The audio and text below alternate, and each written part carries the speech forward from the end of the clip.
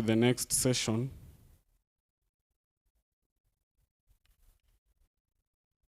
Mr. Victor, I'm waiting for you.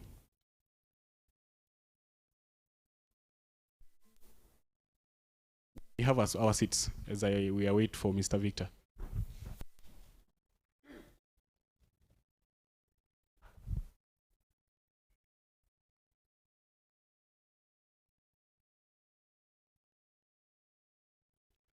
Now, for those who have come and found us already going forward,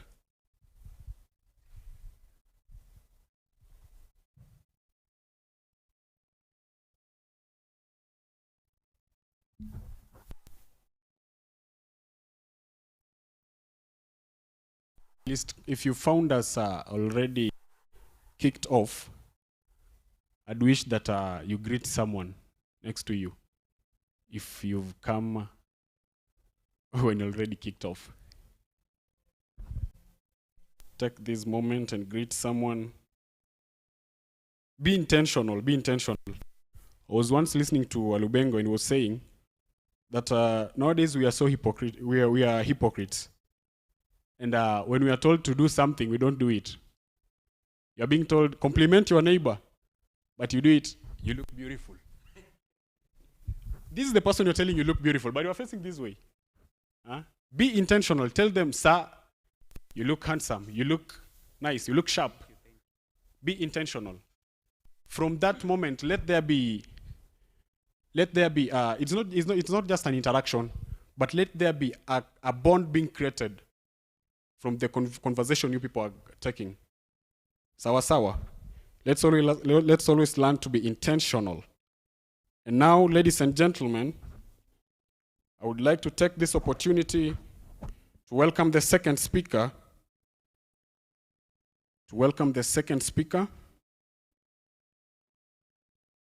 Who will take us through the digital economy. And this speaker is called Mr. Ndege. He is a digital skills coach and trainer at Certitude Digital College. Ladies and gentlemen, let's put our hands together as we arise. For the second speaker, that is Mr.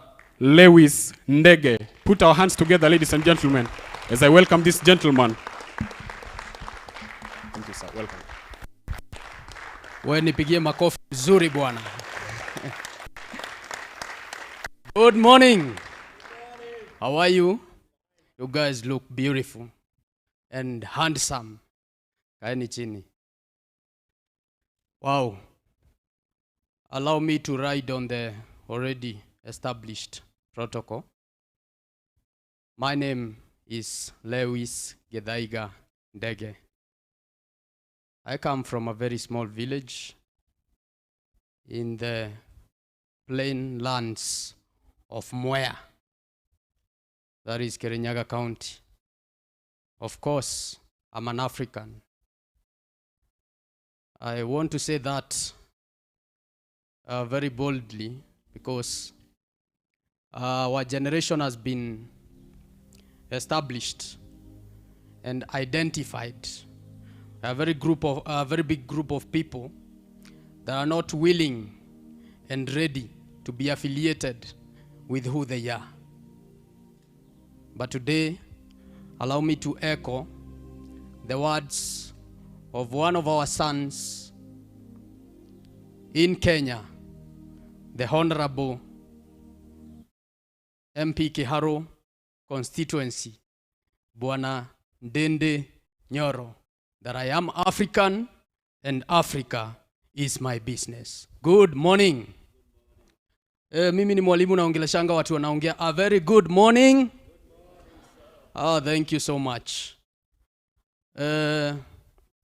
Allow me with all humility, because I know the people that are sitting in front of me are great leaders. And my pastor usually tell me, if you've been invited to a meeting where everybody is a pastor, which seat should you take? If you're all pastors and you've been invited to a meeting, which seat should you take?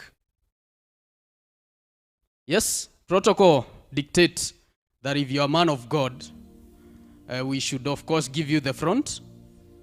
But now if this seminar is full of great people, who should sit in front and who should be at the back? Nani afaa kuwa mbele? Okay, forgive me. What I want to say is, the people you see here, I think the reason they've been given a privilege to be right here in front of you is because they have accepted to be servants. I am a servant. Bible says that the greatest among you, you know better. I've been called here for a very divine mandate. And when I speak about what I'm about to share with you, I speak about it very boldly because many people perceive it as a very technical field. And you understand, when you go to an IT class, everybody's very busy, very gloomy, and those people speak less. Indio? But I'm a crusader. And I'm here because I believe what we are about to engage in has been meant for us. Are you ready?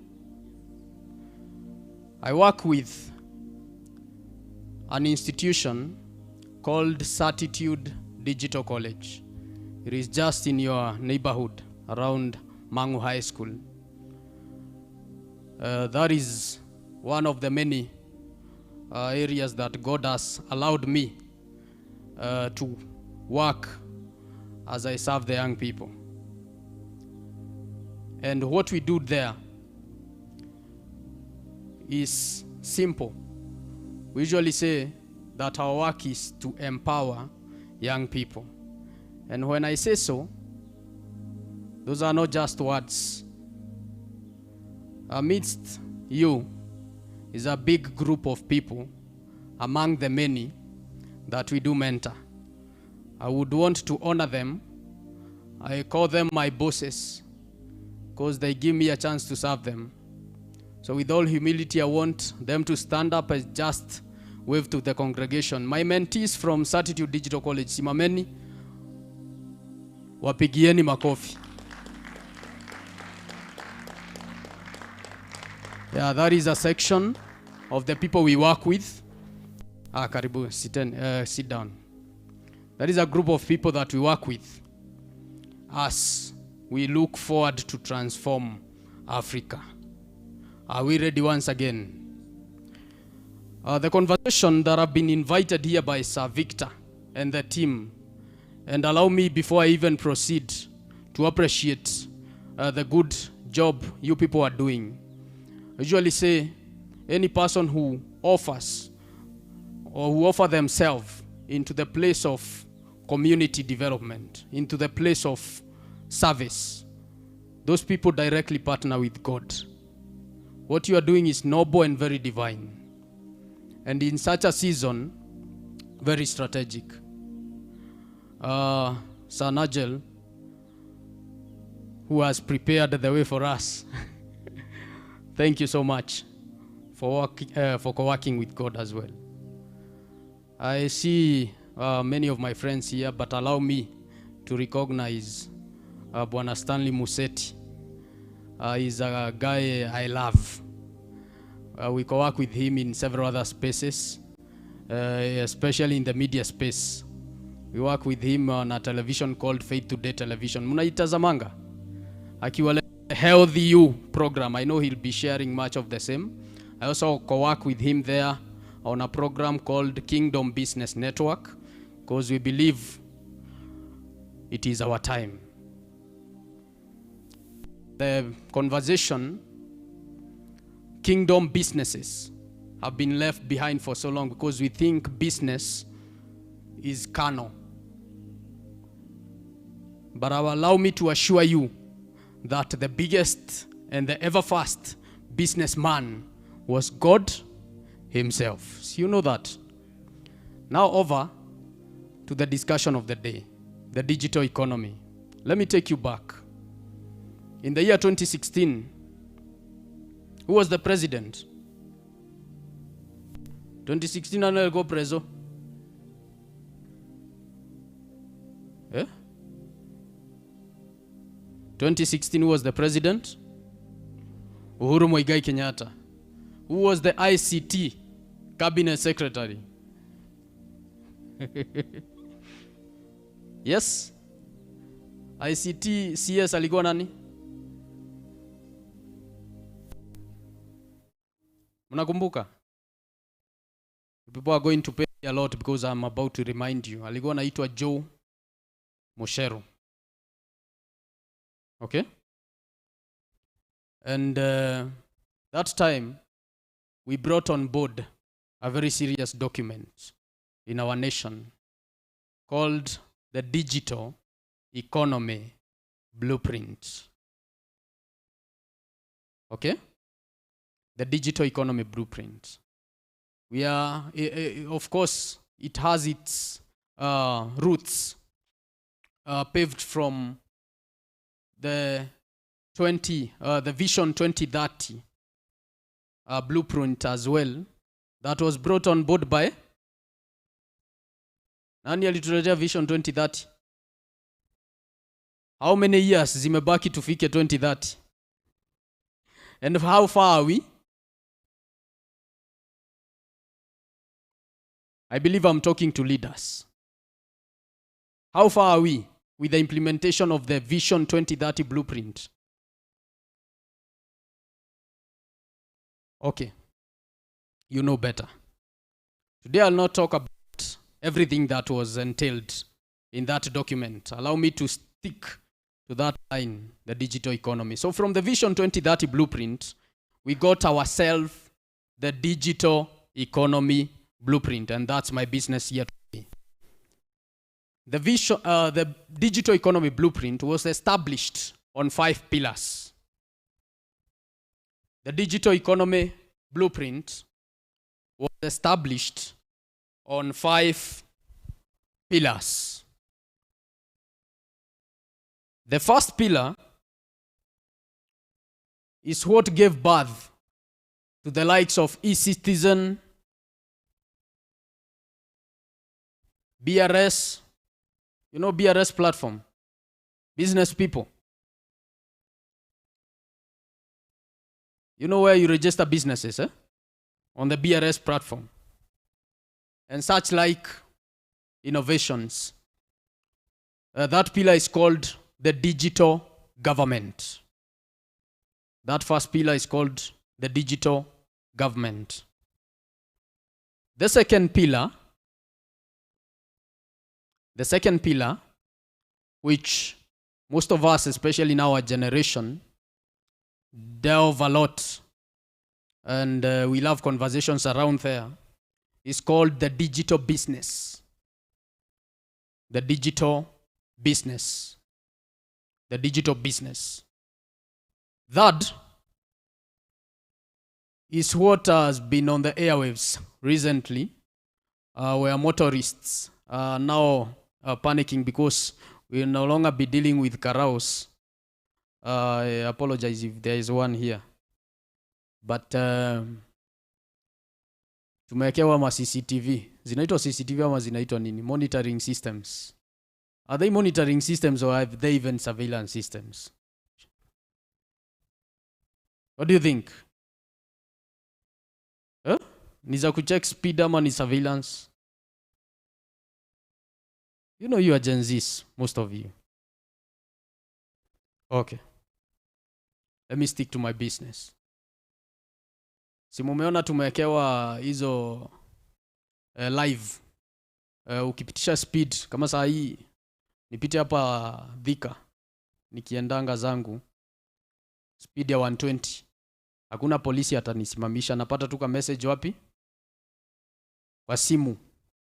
Unaambiwa you have exceeded speed by 10 kilometers, you've been fined 3,000 make sure you pay it in the next KCB bank that you're going to visit. Okay?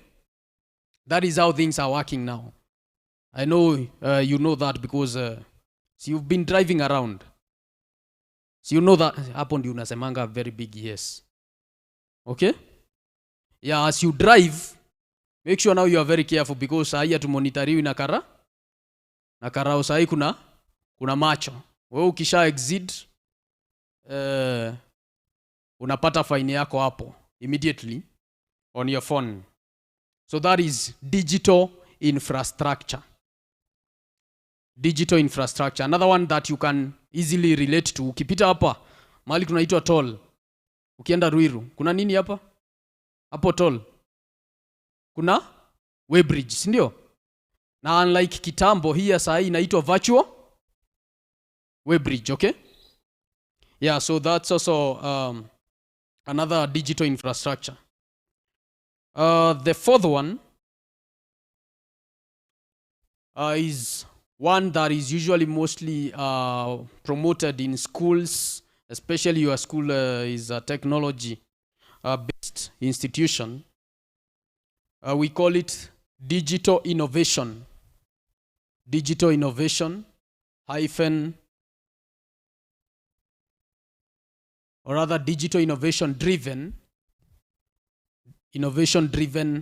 entrepreneurship. Innovation driven entrepreneurship. Fifth, and where my business is. Fifth, and where my business is called digital skills and values. Digital skills and values.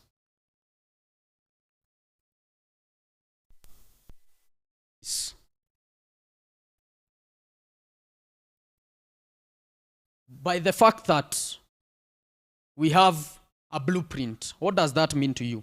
I have a friend who is the national chairperson, Petroleum Outlets Association of Kenya. He's currently so much on media spaces because of the geopolitics. You understand what is happening in the Middle East, and it is directly affecting the pump. Si muko affected na the pump directly. He was telling me, if you want to invest or if you want to become the next millionaire, just do a very simple study. You don't even need to do a lot of feasibility studies and a lot of market research and all that. You just listen to what the government is promoting so much and invest there. Umeshika hapo. You just check what the government is promoting a lot and just put your investments. The government never lose. Serikali yaendangi hasara. So wewe kama unataka kuinvest mali utaenda hasara. Wewe angalia tu mali serikali inaekelea. Ni sawa? Sahi ukisikiza the president wacha the the past 1 week wametuharibia hewa sana. Si mnaelewa? Wametuharibia hewa sana hiyo wiki. Okay, I'm an MCA aspirant, so ukisikia nikiingia mahali political sana, just forgive me that. Forgive me there. But besides that past 1 week, most of the conversations utasikia from the president ni tutatengeneza ICT centers, hawa vijana tutawafunza digital skills. Have you been keen to listen? Ukisikiza Murkomen kule kwa transport, every conversation 30% kuna digital mahali. Are you keen to listen? Every conversation is. Ukisikiza watu wa ABC today, people are now talking about blockchain systems. Systems that are going to make sure that there be no rigging of elections. And I believe as I talk this, I'm talking to leaders. Indio? So if you are keen as I am, you will see a pattern. you will see a pattern. And because I understand you avid scholars, you know what I mean. That is where we are going to invest. Putting the government aside, of course, there's something I wanted to touch that should be highly affecting you by now, and I know most of us, it will affect you. You know, the only thing that can bother you is the thing you know. Okay? By now, because most of us are of age, there's a classmate, mlisoma na either primary or high school. And because nature is nature, there could be one who is dead. Okay? And there could be a possibility you don't know. So such a thing, does it affect you? Not in any way. When I talk about digital infrastructure, in the past couple of years, something big was about to happen in Kenya. If you follow closely, we have a very big project happening huko Ukambani mahali kunaitwa Konza. What is happening there? There's Konza City, the Technopolis. What is there? Nini iko pale? You know, I was talking with these students, and they told me they don't like politics because politics is very dirty. And they don't even want to be like politicians. They don't desire even the life of a politician. But these things affect us directly. Forgive me kama hupendi politics, but these things affect us directly. Pale Konza, there is what we call the open university. Mumesikia open university? What is happening with open university? How many of us are campus students?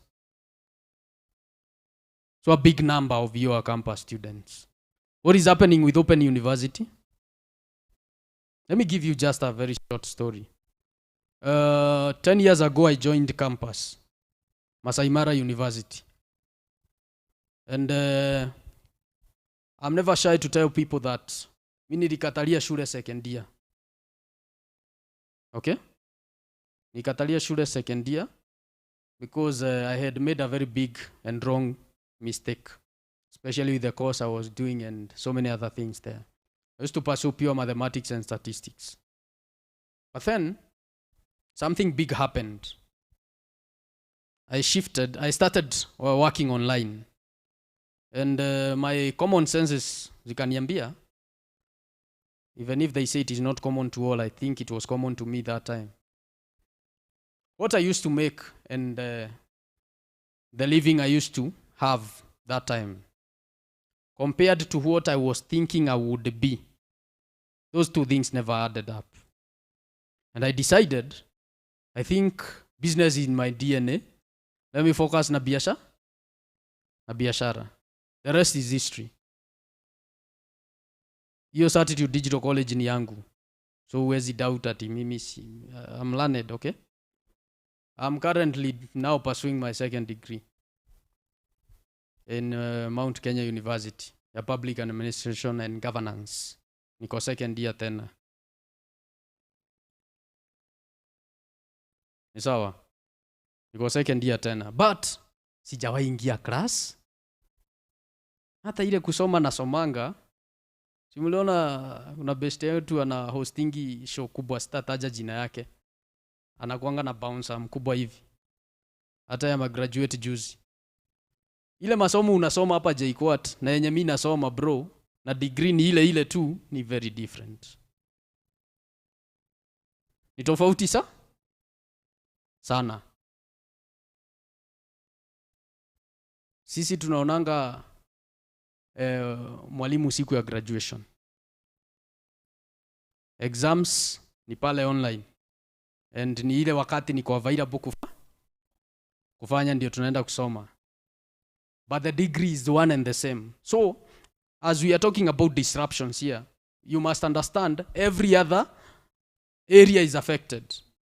Because if I'm pursuing public administration and governance, as an online student from that institution, the kind of workload and kusoma ninasomanga na a similar student wajai hata nafanya the same courses, those things are complete. You spend your entire day in class.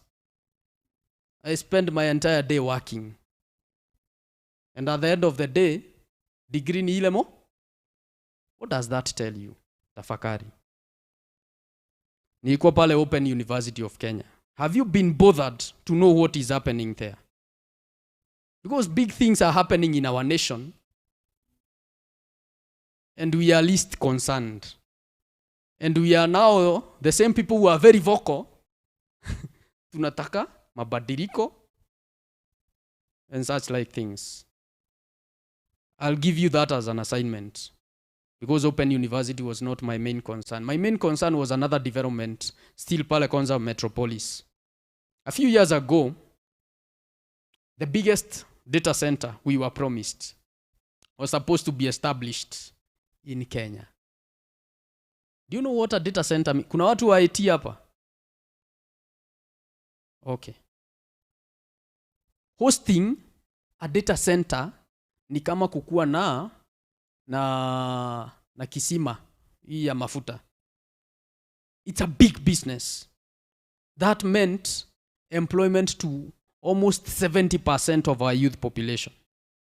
That is what a data center means when it is being hosted in your country. Okay?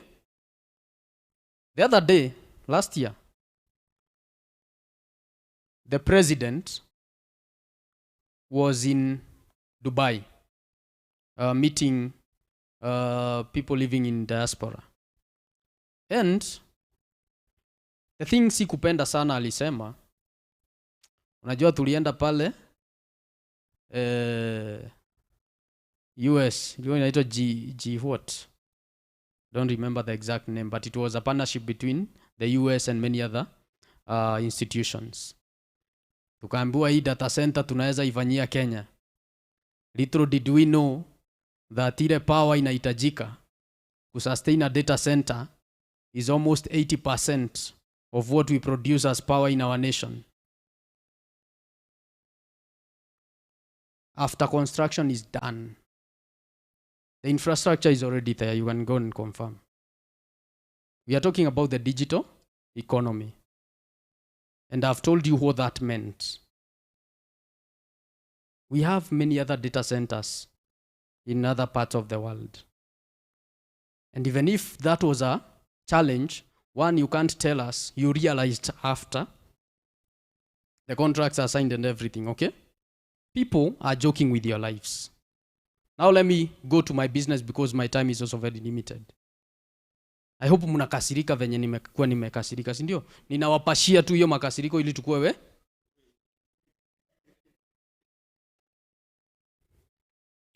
I say there are young men in the Bible I love so much.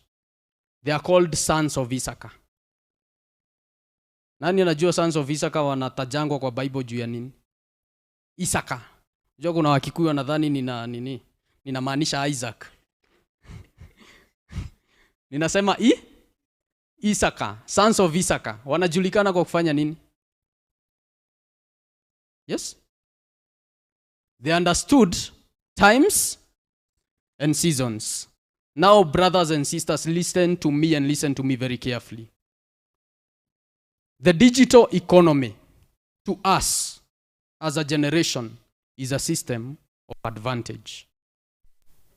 Did you hear me? The digital economy to us is a system of advantage. Other generations, your grandpa will tell you, yeye angesoma afike form 4, kazi zilikuwa zinamtafuta. Si alikuwa anatafuta nini? Sahi Kenya, hata na PhD, bado utasweat.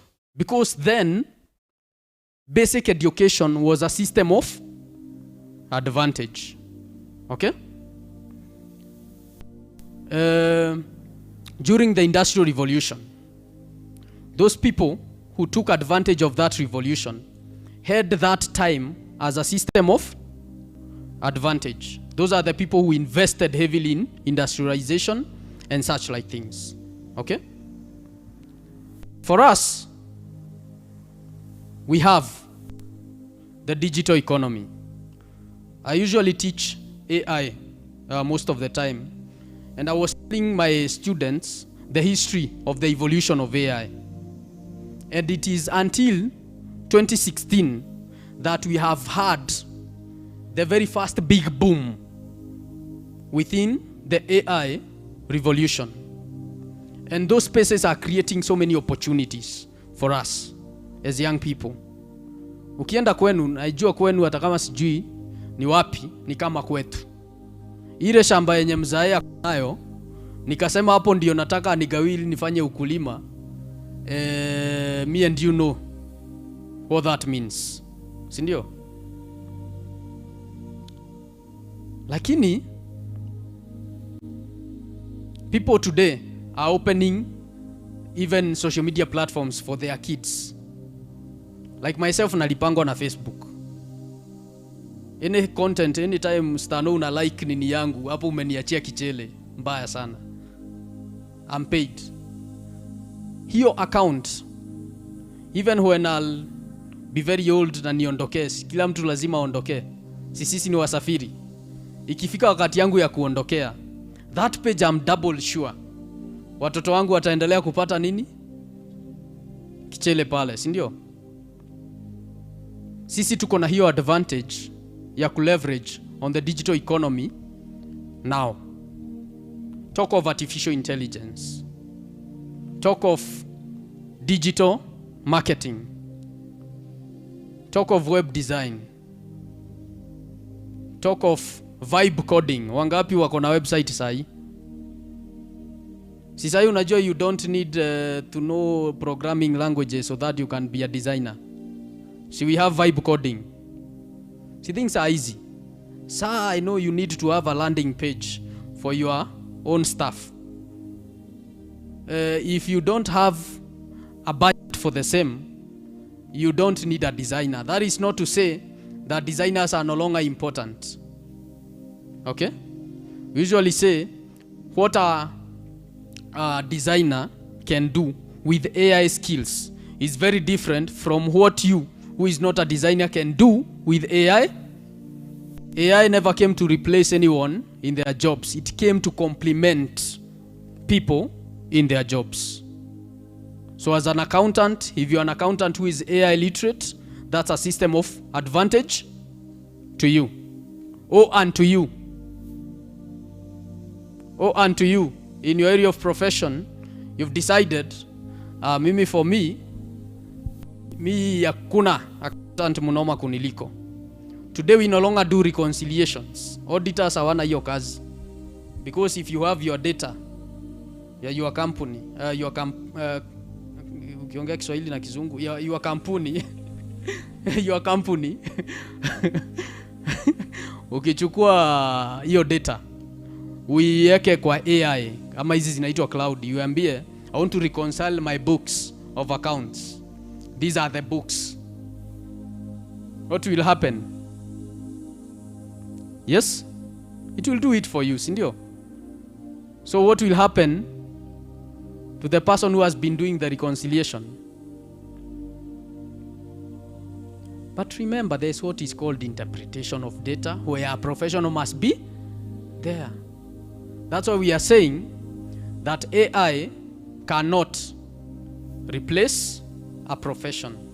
It can only complement a profession. And that's why every one of you, as early as now, must be, now let's talk of AI, not even as a skill, but as a literacy.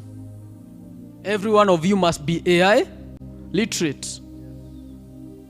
We are saying the illiterate people of the 21st century are no longer them that cannot read and write, but rather the people who refuse to unlearn, to learn, and to.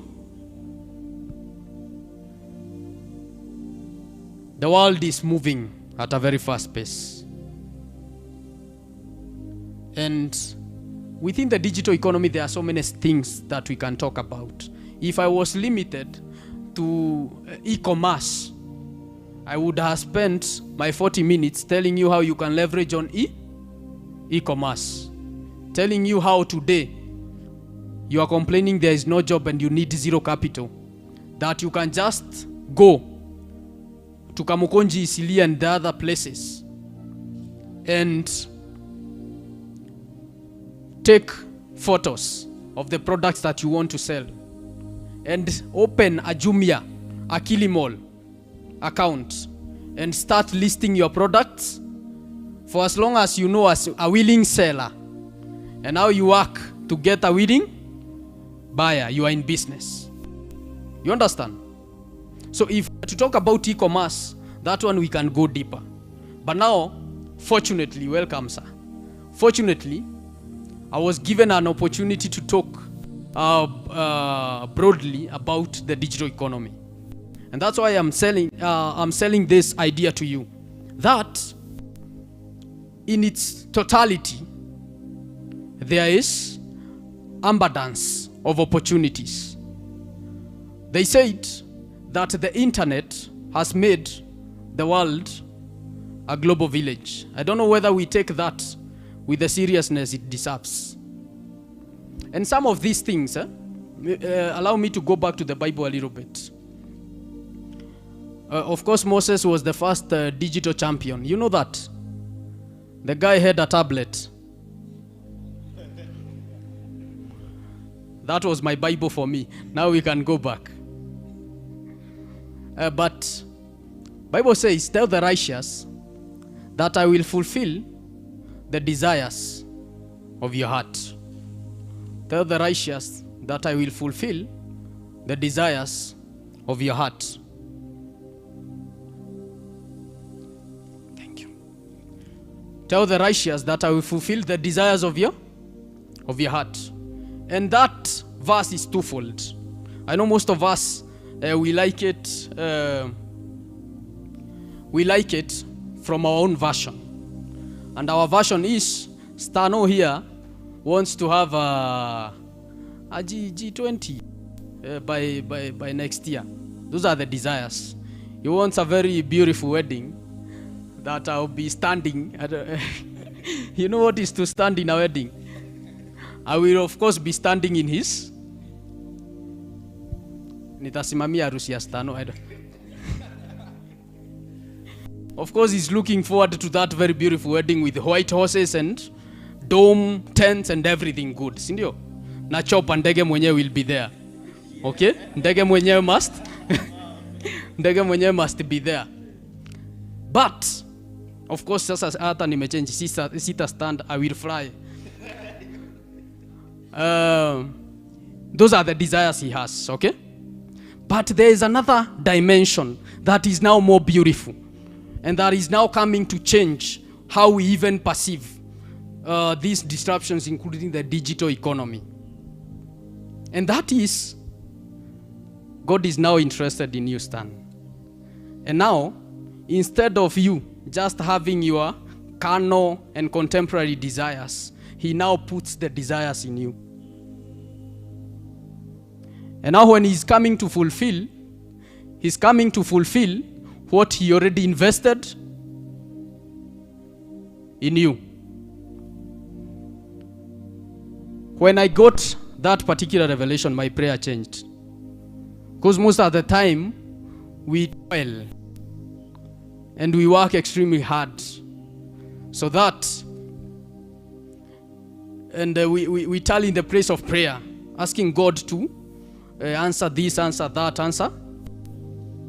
But when he says that he had a good plan for you, what did he mean?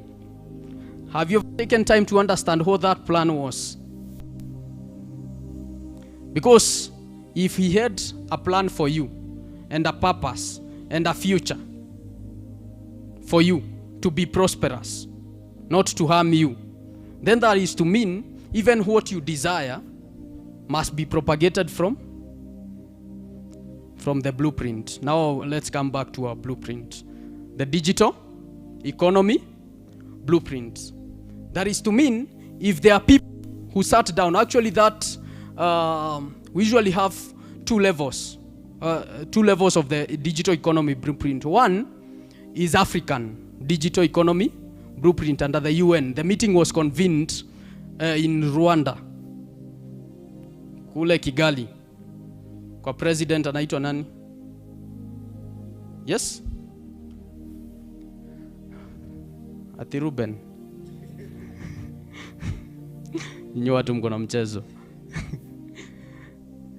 That was the first time that the digital economy blueprint was brought to order.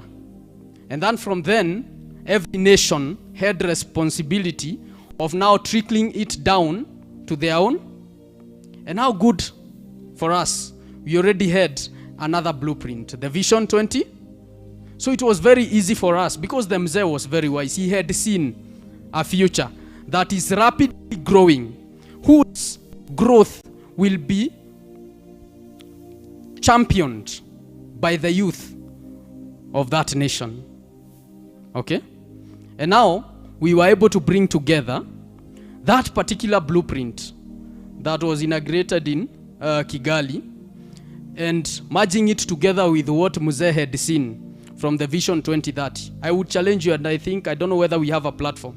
I'll share with you the blueprint so that everybody can take time and review, so that you see where you positioned yourself. You need to position yourself. Remember, we said that if you want to do well in business, okay? If you want to invest in an area that you are not going to incur any loss, just consider where the government is, or rather what the government is promoting, okay? And we assessed and did our math and saw that every other conversation from every area, every department, every ministry, the conversation about digitalization is not being left.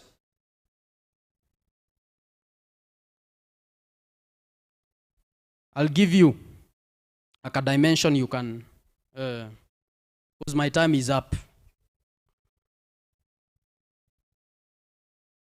Go teach yourself one digital skill. Take it upon yourself as a challenge. Teach yourself just one digital. There are so many. You can choose to be an AI expert. Today people are making millions training AI models. Have you heard about Handshake AI? Nyinyi ni watu wa university, hizo ndo vitu mnafaa kujuanga. Si ndio? Mambo ya Handshake AI. People are training AI models. Okay? Go train yourself digital marketing. Train yourself digital marketing. If you don't have a platform, look for me, I'll give you one. Ndege is my name on all platforms, okay? So accessing me is not a difficult thing. And sahi bado sijaekewa protocol. Next year zitakuwa. Ni sawa? So before next year ifike, si utilize your opportunity, hata usemange unakuwa na namba ya nani? Unakuwa na namba ya nani? Tulieni hapo.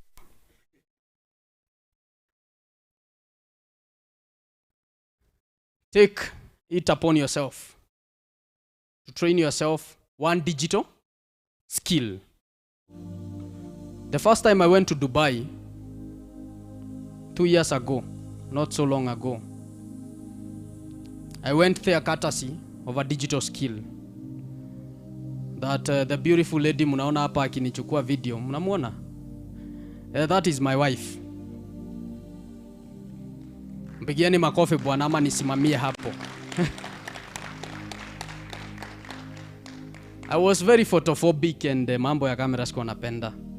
Then she taught me, because she's a photographer and videographer and all that. She's the director, G-Shots Media Production. Akanifunza basic video editing skills na zikanibamba too deadly. So I used to edit a lot of my own videos, nikifanya here and there. Then a friend of mine who is doing very well in the tourism industry told me, by the way, I want to go to Dubai because I have visitors that guests that I'm supposed to take there, but I want to document that entire journey. And because I can't hire a person, ukienda na msee wa kuhire of course, na ni place pia umeenda kujibamba, si unaona it will not be very enjoyable. Kaniambia na wewe juu ni best yangu na naonanga ukifanya tu videos, si unaweza nisaidia to document your entire journey for a whole week, my brothers and sisters. Mimi nilienda kujibamba kule in the sand dunes of Dubai for free for a whole week, courtesy of, even today I do video editing for my own videos. I love to do it. But that was just an example of showing you how, besides having pure mathematics, besides having electrical engineering, besides having your course yenye unafanya, some of these digital skills can directly be feeding you hata saa hii ukiendelea kusoma hizo vitu zingi. When I left school in 2018 and I used to work online, my sister was joining from, I think alikuwa ameingia form 1. Alikuwa na join form 1 the following year. And since then to date, she's currently a student hapa kwenu JKUAT. She has never lacked anything because I was able to provide. Okay? I have not used pure mathematics anywhere. I'm hoping to. But what saved me is just a few digital skills. The platforms I get, like immediately from here, I'm supposed to be addressing other students in Kirinyaga University in the afternoon because of the same concept. Is it pure mathematics that is taking me there? No. It is courtesy of digital skills. And because it is a desire that God put in me, and He is now in the business of fulfilling that desire. That is why, hata kama sitakuja hapa ni wabambe sana, lazima mtaniita te. Juu naona nimewaguzia huko juu. Sasa kuna kugo deeper. Munataka kujua na by the way, how online clients wanatafutangwa wapi. Si unaona sijawaambia bado. Do you know why? Because we still have next time, okay? We still have next time. But for today, allow me to tell you, brothers and sisters, now that you're in university, I tell my young sister, she's also here, I tell her, it is very wrong that if what you are currently doing ni kusoma, hiyo degree unasoma huko university, that is very wrong. The time you left high school, most of you ndio mulipata ID. Okay? Do you know what that means? It means, according to the Kenyan Constitution, you are already an adult. Okay? One of the many things that is making Kenyans, or as a country, belong to the third world group of countries, is because there is still very high dependence rates. And part of that big population, university students. Very high dependency rates. Because that time when you received your ID, according to the Kenyan Constitution, you are an adult. And every Kenyan adult should be directly contributing to the growth and development of the Kenyan economy. Are we together? The biggest workforce, Stan. The reason as to why you see the government, na niliwaambia muangaliange serikali kitu nafanya, okay? The reason as to why kila wakati unasikia we are exporting labor, we've signed this bilateral agreements, mnasikia hiyo maneno kule kwa labor na immigration. Do you know why? It's because the capacity that we have as young people in our nation is very big. But the opportunities that are there are very limited. But that is not a problem to me and you anymore. Because now we are shifting that conversation from what is my government doing for me to what am I doing for the government. And that's why I've challenged you and told you that the digital space is one of those spaces that you can leverage And from that time, you stop becoming just a consumer, but you join us in the area of production. Okay? Yesterday, with one of our students, we built a website for a certain company. And when we came and identified Ndege Limited Company, and we realized their website looks a little bit horrible. What we did, we went and created a website for Ndege Limited Company. And then as we went to approach the director, we told him, we understand what you have, but would you have a spare just 5 minutes and skim through what we have? And from there we got a deal. And the rest is history. Our website is the one that is currently published, and the other one is currently you are more than what the world is telling you you are. And we are saying, if we fail to tell our young people who they are, the world will tell them who they are not. Fellow brothers and sisters, you are not limited. Bible says that as a man thinketh, so he is. What are you thinking? Who are you? What can you do? Where do you belong? Thank you so much.